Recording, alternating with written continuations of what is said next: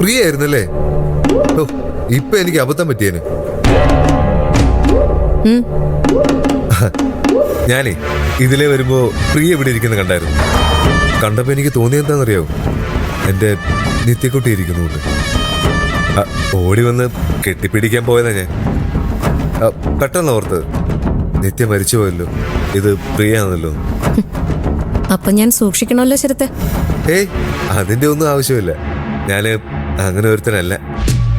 അല്ല, അബദ്ധം പറ്റാലോ. സ്ഥലകാല വിഭ്രമം. അത് പറ്റാതെ ഞാൻ ശ്രദ്ധിച്ചോളാം. എന്റെ പേടി എന്താണെന്നറിയോ? കുറച്ച് കഴിയുമ്പോ എന്നെ കല്യാണം കഴിക്കണമെന്ന് ശരത്ത് പറയൂന്ന. എന്നെ അല്ല, നിത്യ. ശരത്തിന്റെ മനസ്സിൽ ഞാൻ നിത്യയുടെ സ്ഥാനത്താണല്ലോ. അതിന് സാധ്യതയില്ലാതില്ല. പ്രിയക്കറിയാവോ, ഞാൻ ഈ ലോകത്ത് ഏറ്റവും കൂടുതൽ സ്നേഹിക്കുന്നത് നിത്യയായിരുന്നു. പെട്ടെന്നൊരു ദിവസം എന്നെ ഉപേക്ഷിച്ച് നിത്യ ഇങ്ങനെ ഇറങ്ങിപ്പോകുന്നത് ഞാൻ ഒരിക്കലും വിചാരിച്ചില്ല. നിത്യ കല്യാണം കഴിക്കാനുള്ള യോഗം എനിക്കില്ലായിരുന്നു. ഞാനിപ്പോ എന്താ വേണ്ടത്? എന്താ ശരത്ത് ഉദ്ദേശിക്കുന്നത്? എന്റെ മനസ്സ് തിരിച്ചറിയുന്ന ആരും ഇന്ന് ഈ വീട്ടിലില്ല പ്രിയ. പ്രിയ അങ്ങനെ ഒരാളായി മാറണമെന്നാ എന്റെ ആഗ്രഹം. എനിക്ക് മനസ്സിലാവുന്നുണ്ട് ശരത്തിന്റെ പ്രയാസം. ഒരാണും സഹിക്കില്ല ഇതുപോലൊരു മരണം. എന്നെ കൊണ്ടാവുന്ന സഹായങ്ങള് ഞാൻ ചെയ്തു തരാം. അതല്ലേ എനിക്ക് പറ്റൂ. സഹായം എന്ന് പറയുമ്പോ ഉദാഹരണത്തിന്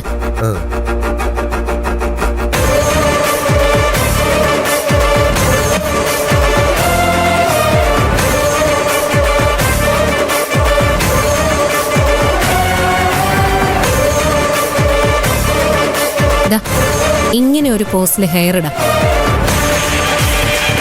ഇങ്ങനെയല്ലേ ശരത്തിന്റെ നിത്യ ഹെയർ ഇടാറ്? ഇതൊന്നും വേണ്ട. ഇതൊന്നും ചെയ്തില്ലെങ്കിലും പ്രിയെ എനിക്ക് നിത്യമായിട്ട് തോന്നും. ശരത്തെന്തിനാ പേടിക്കുന്ന? നിത്യ ശരത്തിന് ഏറ്റവും പ്രിയപ്പെട്ടവളായിരുന്നില്ലേ? അതെ.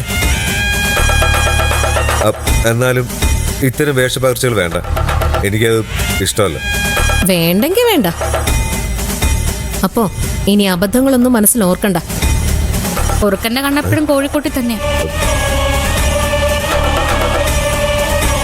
അത് മാറണമെങ്കിൽ നീ ചാവണം.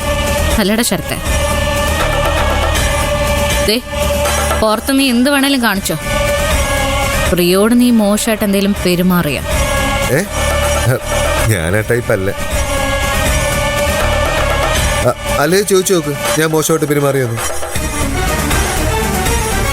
പ്രിയേ, ഞാൻ മോശമായിട്ട് പെരുമാറിയോ? പെരുമാറി. എന്നെ കണ്ടപ്പോ നിത്യമായിട്ട് തോന്നിയെന്നും കെട്ടിപ്പിടിക്കാൻ തോന്നിയെന്നൊക്കെ പറഞ്ഞില്ലേ? അയ്യേ, അത് ഞാൻ തമാശ പറഞ്ഞല്ലേ. മേലാൽ ഇത്തരം തമാശകൾ പറഞ്ഞേക്കരുത്. പറഞ്ഞ താമസിക്കാൻ നീ വേറെ വീട് അന്വേഷിക്കേണ്ടി വരും. ഇനി ഇവനോട്ട് മിണ്ടിപ്പോരുത്, പറഞ്ഞേക്കാം. സെപ്റ്റിക്ക അടുത്തുകൂടി പോലും പോകാൻ പാടില്ല. ഇൻഫെക്ഷൻ ആവും. ഞാൻ ശ്രദ്ധിച്ചോളാം ചേച്ചി.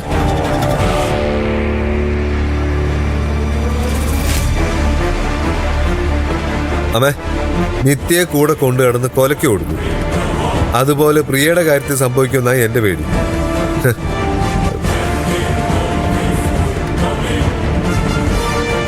അതെ, നിത്യയുടെ സ്ഥാനത്താ ഞങ്ങളൊക്കെ പ്രിയെ കാണുന്നത്. ദേവി, ഇത് അവളെ ഉപദ്രവിക്കരുത്. അതിനാരും ഉപദ്രവിച്ചെന്നു? നീ അവളുടെ രക്ഷിതാവ് ചമയാൻ നിൽക്കണ്ട. നീ അങ്ങനെ ചെയ്ത അവസാനം നിത്യയ്ക്ക് സംഭവിച്ചത് പ്രിയയ്ക്ക്